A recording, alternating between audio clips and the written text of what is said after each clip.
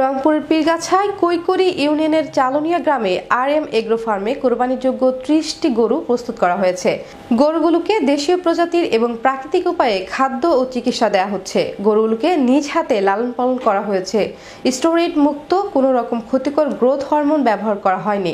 নিবিড় পরিচর্যা, নিজ উৎপাদিত নেপিয়ার ঘাস, ভুসি সহ সব ধরনের দানাদার খাবার খাওয়ানোর হয়। RM এগ্রো ফার্ম এর কর্ণধর সাইফুল ইসলাম বলেন, সে নিজে উদ্যোগে এই খামার করেন। তার খামারে বর্তমানে 30টি গরু রয়েছে। সম্পূর্ণ দেশি খাবার দিয়ে, যেমন ধান, ভুট্টা, গম, খৈল, ভুসি মিক্সার করে খাওয়ানো হয়। তিনি আশা করেন প্রতিটি গরুর গোশত ওজনে 4 থেকে 5 মণ হবে এবং দাম 1,25,000 থেকে 1.5 লক্ষ টাকা। শুক্রবার ফার্মটি দেখতে আসেন জেলা প্রাণী সম্পদ কর্মকর্তা ডক্টর এনামুল হক, জেলা ট্রেনিং কর্মকর্তা ডক্টর মুস্তাফিজুর রহমান, উপজেলা veterinary surgeon doctor Mohammad Ali, UP chairman Mustafizur Rahman Reza, সাবেক ইউপি চেয়ারম্যান শফিকুল ইসলাম লেবু, উদ্যোক্তা RM তুষার, ওয়াসিম আহমেদ প্রমুখ। ভালো মাংস পাচ্ছে, এটাই হলো আমাদের উপকার।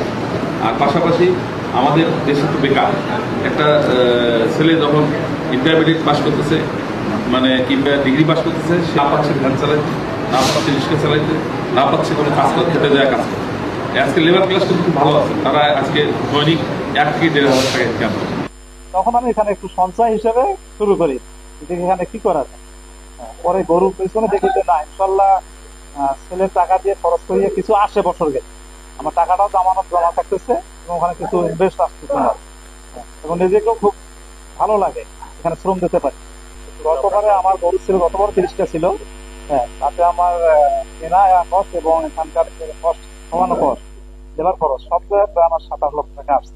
এগুলো পালন করে অনেক লাভজনক। এটা আসলে বোঝানো খুব কঠিন যে আমরা ধরেন একটা করে গরু যদি কেউ পালন করে 4 মাস 5 মাস, একটা গরু থেকে কমপক্ষে 15 থেকে 20 হাজার বা তারও অধিক